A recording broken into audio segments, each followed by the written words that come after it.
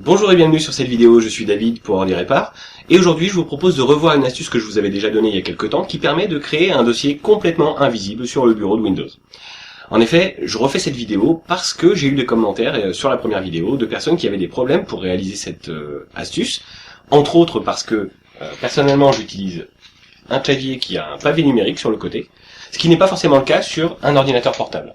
Donc dans cette vidéo, on va déjà voir comment résoudre ce problème.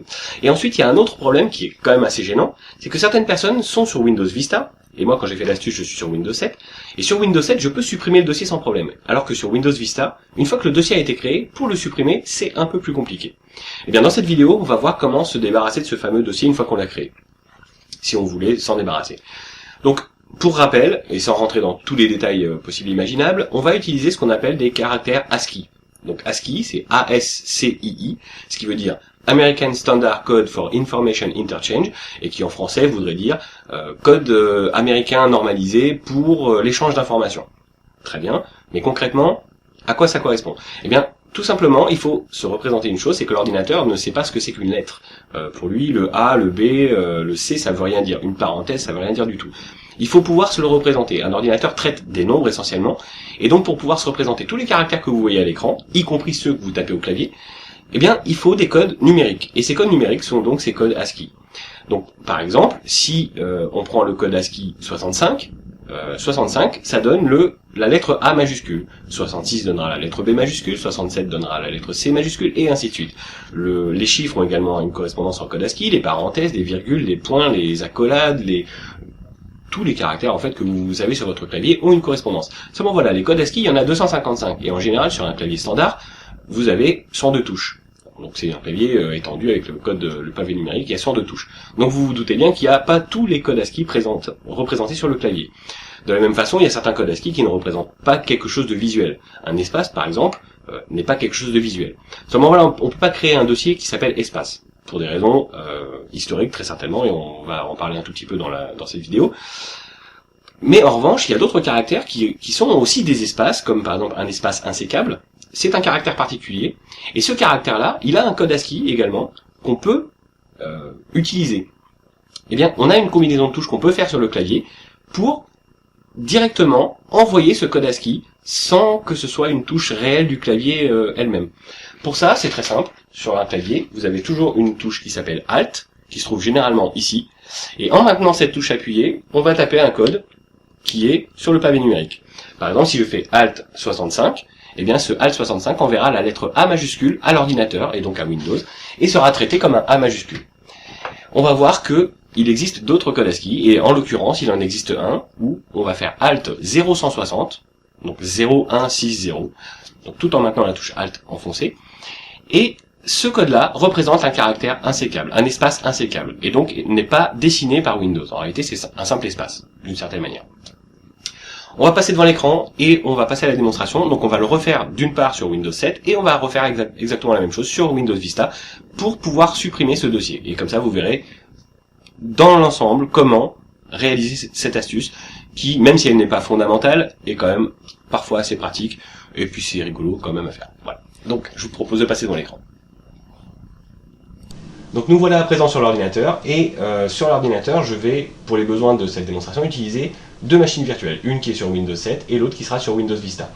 On va commencer par Windows 7, je vais mettre cette machine virtuelle en plein écran, et on va tout simplement d'abord reproduire la démonstration, l'astuce, comme je vous l'avais faite, comme je vous l'avais présenté dans la précédente vidéo.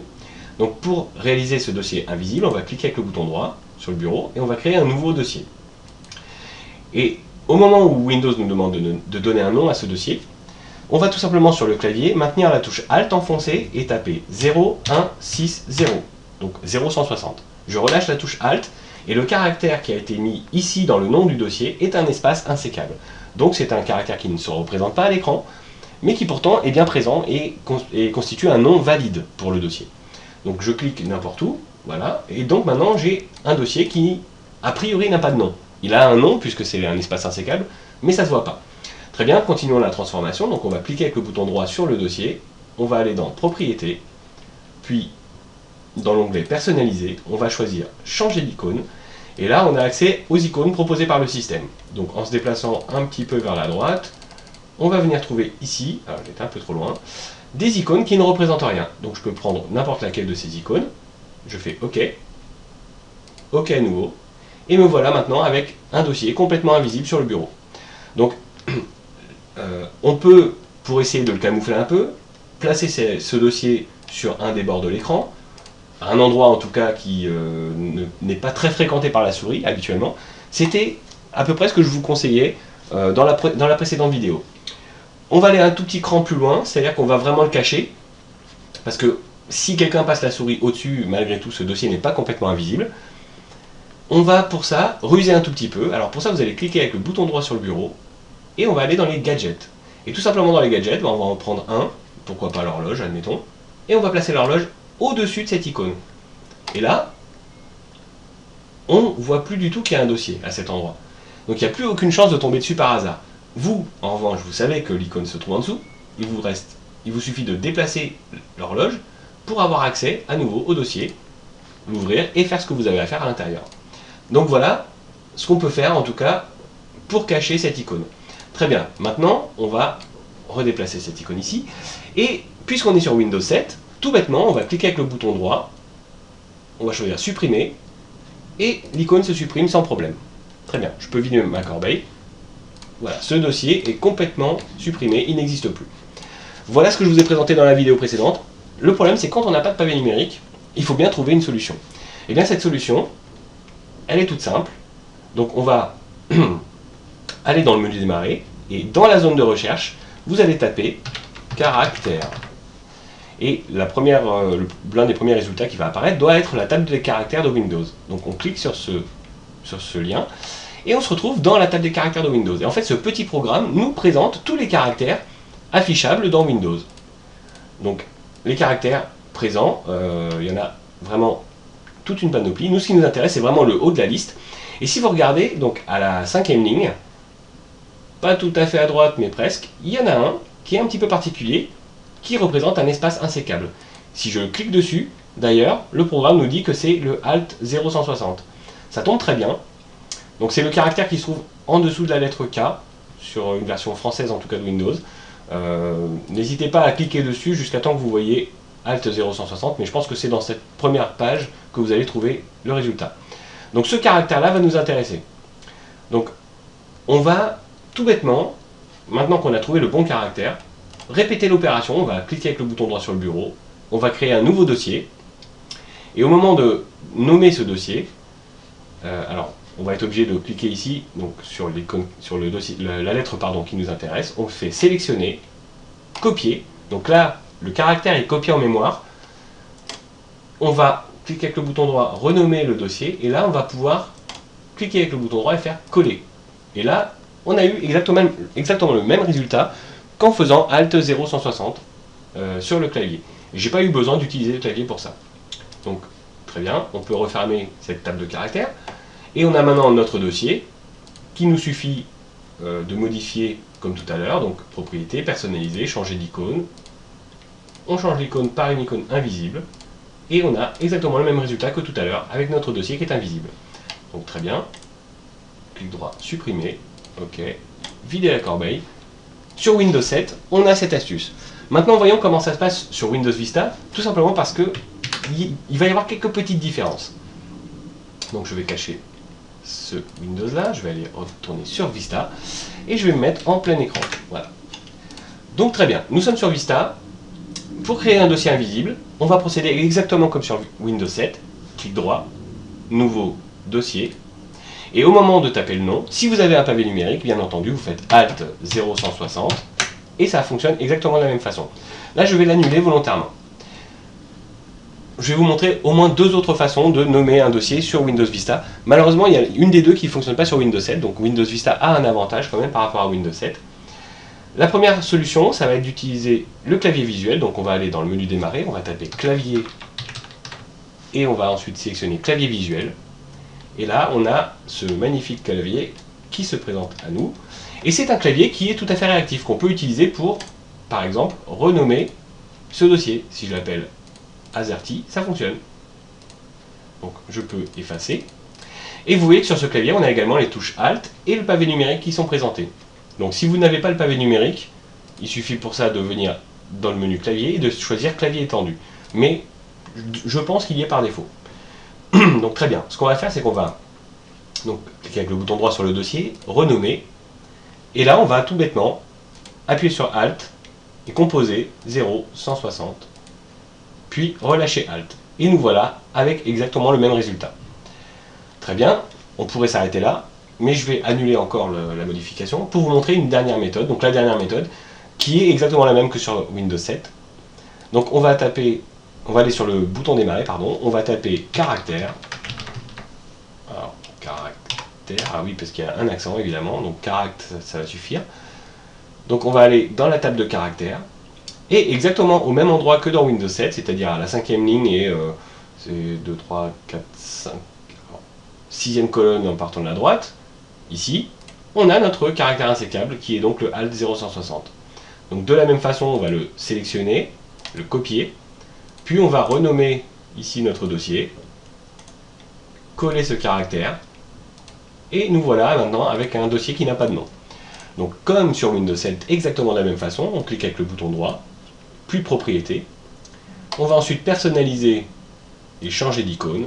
On a exactement les mêmes icônes que sur Windows 7, donc on peut aller directement prendre une icône invisible, faire OK, et on obtient le même résultat, on a un dossier qui est invisible. Alors sur Vista, on a en général cette barre-là, que j'ai fait apparaître en cliquant sur l'icône volet Windows, qui contient les gadgets. Et bien on peut utiliser à peu près la même ruse que sur Windows 7 pour cacher cette icône. Donc on va cliquer avec le bouton droit sur ce volet, on va fermer le volet Windows, on va retrouver notre icône qui est là, et on va la placer par ici, en haut, je pense. On va ensuite double-cliquer sur le bouton volet Windows, et là, notre icône se trouve derrière ce pavé-là. Alors, à vous d'organiser les gadgets pour que cette icône soit complètement cachée. Et quand vous en avez besoin, il suffit de cliquer avec le bouton droit, fermer le volet Windows, et vous retrouvez votre dossier que vous pouvez complètement modifier, enfin utiliser comme vous voulez. Très bien, on arrive presque au bout. La dernière étape, ça va être de supprimer ce dossier. Donc on va tout bêtement le faire comme sur Windows 7, on va cliquer avec le bouton droit et supprimer, et là, malheureusement, ça ne fonctionne pas. Ça ne fonctionne pas parce que sur Vista, on est dans un cas un petit peu particulier. Alors on va résoudre ce problème-là tout de suite. Donc pour ça, on va cliquer sur le bouton démarrer, et on va aller dans Ordinateur. Une fois dans Ordinateur, on va cliquer sur Organiser, Options des dossiers et de recherche, et là on va se rendre dans l'onglet Affichage, et on va juste vérifier une chose et s'assurer que, un petit peu plus bas, la case Masquer les extensions des fichiers dont le type est connu n'est pas cochée. Donc chez moi elle n'était déjà pas cochée, si elle est cochée chez vous, décochez-la. Ensuite, donc, on valide en faisant OK, donc il ne faut pas qu'elle soit cochée du tout. On referme ça, et là on va utiliser une ruse, donc on va créer un nouveau document sur le bureau, donc on va faire un clic droit, nouveau, document texte, et là on va complètement renommer ce fichier là, on va l'appeler efface.bat,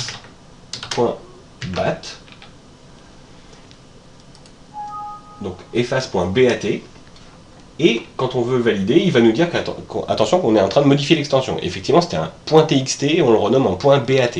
BAT c'est du batch, c'est ce qui va nous permettre d'avoir accès à une console et exécuter des commandes. Donc on va dire oui. Ensuite on va cliquer avec le bouton droit et on va choisir modifier. Et on va tout simplement taper CMD à l'intérieur, puis enregistrer le fichier et le refermer. Maintenant que le fichier existe, on va pouvoir l'exécuter. Alors pourquoi je suis passé par cette astuce là et que je n'ai pas été chercher directement la ligne de commande dans le menu démarrer? C'est tout simplement parce que parfois sur votre ordinateur, vous êtes peut-être plusieurs utilisateurs de l'ordinateur et chacun a son propre dossier. Et c'est parfois un peu difficile de retrouver le bon dossier qui correspond au bureau de Windows pour l'utilisateur sur lequel on est connecté. Donc grâce à cette astuce là, en double-cliquant, je suis directement dans le bon dossier qui correspond au bureau de mon utilisateur. Voilà, donc grâce à ça, on va pouvoir, alors je vais déplacer ici mon icône invisible, on va pouvoir taper des commandes. Alors, il y a deux commandes qu'il va falloir taper pour pouvoir se débarrasser de ce fichier. Effectivement, ça devient un petit peu lourd, mais on va le faire, rassurez-vous, ça va être très très simple. On va utiliser une commande qui s'appelle attrib, alors A2TRIB, on va faire espace, donc on va faire attrib -A, espace -H, espace -R, espace -S, espace /S espace /d. Alors rassurez-vous, je vous mettrai cette commande-là dans les commentaires de la vidéo, parce que c'est vrai qu'elle est un petit peu longue à taper, même si elle n'est pas très longue. Les utilisateurs Linux trouveront que c'est pas très long. Mais cette commande-là, en fait, va avoir pour but de modifier les attributs d'un fichier en le retirant des archives, en lui disant qu'il n'est pas caché, que ce n'est pas un fichier en lecture seul, que ce n'est pas un fichier système. Et puisqu'on va travailler sur un dossier, en l'occurrence, on lui dit de travailler sur les dossiers et les sous-dossiers, mais d'appliquer la modification de tous ces paramètres-là également au dossier qu'on va présenter. Donc très bien, on lui a dit quoi faire, mais on ne lui a pas dit où. Alors pour ça, on va mettre un espace et on va ouvrir une guillemets. Et là, on va donner le nom du dossier. Seulement, voilà, le nom du dossier, c'est Alt 0160. Donc si vous avez un pavé numérique, il suffit de retaper Alt 0160. Si vous n'avez pas de pavé numérique, il faut bien entendu repasser par soit le clavier visuel, soit la table des caractères. Donc on va utiliser pour cette astuce la table des caractères. Donc on va resélectionner le caractère invisible qu'on a eu tout à l'heure, sélectionner, copier, on referme cette fenêtre là, et dans notre ligne de commande, on va faire un clic droit et coller. Et donc là, on a bien ce caractère invisible qui s'est collé à la suite. On referme les guillemets, et on appuie sur la touche Entrée. En faisant ça, immédiatement, on voit que le dossier est réapparu.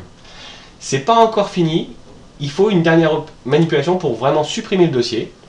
Et donc là, ce qu'on va faire tout bêtement, c'est qu'on va taper la commande rmdir, qui efface des dossiers, /s, pour être sûr de bien effacer tout ce qu'il pourrait y avoir également à l'intérieur du dossier. Si le dossier n'est pas vide, la commande rmdir refusera de s'exécuter. Donc par précaution, on va mettre quand même /s, espace, on ouvre les guillemets, et à nouveau, puisqu'on a toujours le caractère en mémoire, on va venir le coller. Donc si vous ne l'avez plus, n'hésitez pas à retourner dans la table des caractères, le reprendre, et on ferme les guillemets. Et on appuie sur Entrée. Il nous demande, êtes-vous sûr? On répond oui, on appuie sur Entrée, et le dossier a disparu, il n'est plus du tout là, il a été effacé.